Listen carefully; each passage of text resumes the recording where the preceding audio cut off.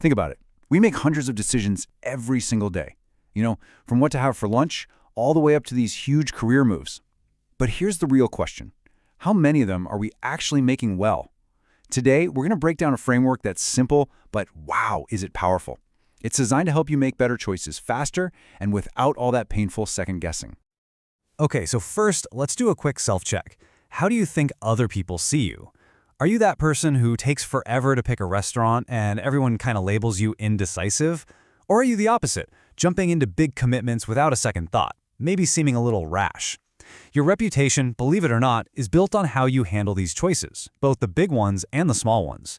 This framework is going to help you master both. All right, first up, let's talk about the fast lane. This is for what the author Annie Duke calls a sheep in wolf's clothing. I love that description. These are the decisions that feel absolutely huge in the moment, but in the grand scheme of things, they have almost no long-term impact. The goal here is super simple: speed. And believe me, that speed is so important, because if you actually add up all the time we spend agonizing over these minor, inconsequential decisions, studies show it comes out to an average of 6 full work weeks a year. 6 weeks, that's a month and a half of your mental energy and your time just gone. Time we can totally get back. So the question is, how do we actually spot these little sheep and put them in the fast lane where they belong? Well, you do it by using 3 really simple tests. And here's the best part. If a decision passes just one of these, you have full permission to decide quickly and just move on. So let's break them down. Okay, first up is the happiness test. And this one is so simple. Picture this. You're choosing between salmon and tuna for dinner. You pick the salmon, and it's terrible. Okay, fine. But a week from now, will your overall happiness level actually be any lower because of that one bad meal? Almost certainly not, right? If the answer is no, decide in under a minute. All right, next up we have the only option test. This one is perfect for when you're stuck between 2 really great choices. Let's say a vacation in Paris or a vacation in Rome. I mean, both sound amazing. What you do is isolate one. Let's say Paris. If Paris were your only option, would you be happy to take it? If the answer is yes, then you're done. You've already found a winner. Just flip a coin and book the ticket. Don't burn calories trying to squeeze out that last 1% of perfection.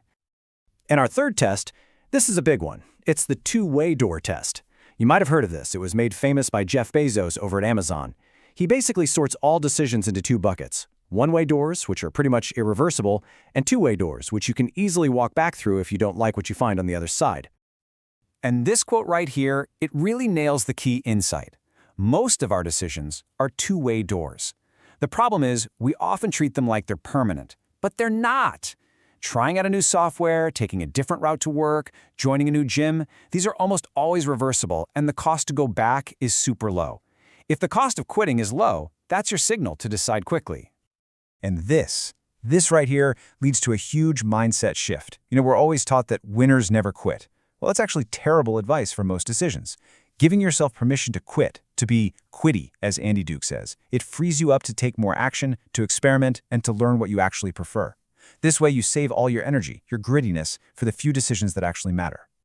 So, okay, what happens when a decision comes along and it fails all 3 of those fast lane tests?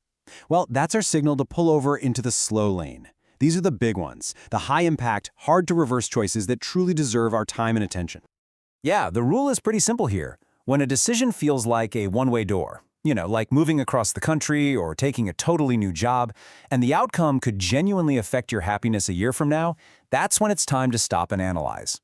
And the goal isn't to predict the future perfectly, because, let's be real, who can do that? The goal is just to refine your estimates of what might happen. And we do that with a really clear 3-step process. First, we're going to quantify what success even looks like. Second, we'll create a target range for that success. And third, we'll test the boundaries of that range. First things first, you have to make your goal measurable. Saying, I want to be happy at my new job. What does that even mean? It's so vague. But saying, I want to stay at this job for at least 3 years. Now that is a concrete number you can work with. Launching a successful product becomes selling 10,000 units in the first year. This turns a fuzzy feeling into a really clear target. Okay, next, you're going to create your estimate. And I want you to picture an archer's target. The bullseye, right in the middle, that's your best, most realistic guess. So for that new job, maybe you think you'll stay for 5 years. Then you create the outer rings, an upper bound and a lower bound for your estimate.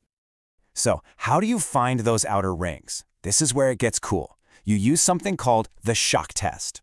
For the upper bound, you ask yourself, would I be truly shocked if I ended up staying longer than, say, 10 years? If not, maybe 15 is your upper bound. And for the lower bound, would I be shocked if I left in less than 6 months? This helps you create a realistic range of possibilities, not just a single, fragile guess. Now, as you're doing all this research and refining your target, you have to write it all down. Seriously, think of it like a little decision journal. This is so incredibly important because it creates a record of your thought process. And why does that matter? Because sometimes good decisions lead to bad outcomes just because of bad luck. This journal helps you separate the quality of your decision from the quality of the outcome so you can learn from what happened without beating yourself up. Okay, so we've got our fast lane for the small stuff and the slow lane for the big stuff. But, the slow lane has this hidden trap, and it's a big one: analysis paralysis.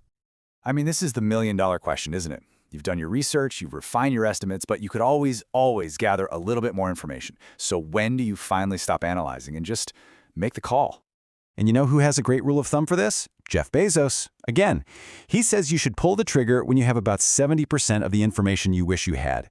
See, if you wait for 90% or more, you're probably moving way too slowly. And waiting for 100%, forget it, that's impossible. 70% is that sweet spot right between being reckless and being paralyzed. So let's pull this all together. When you look at it side by side, the framework is really just a simple sorting system.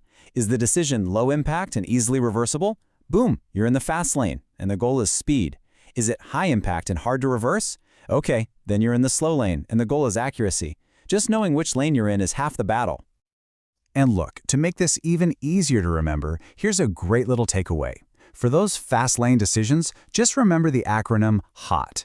Run it through the happiness test, the only option test, and the two-way door test. If it passes even one of those, that's your green light to go fast.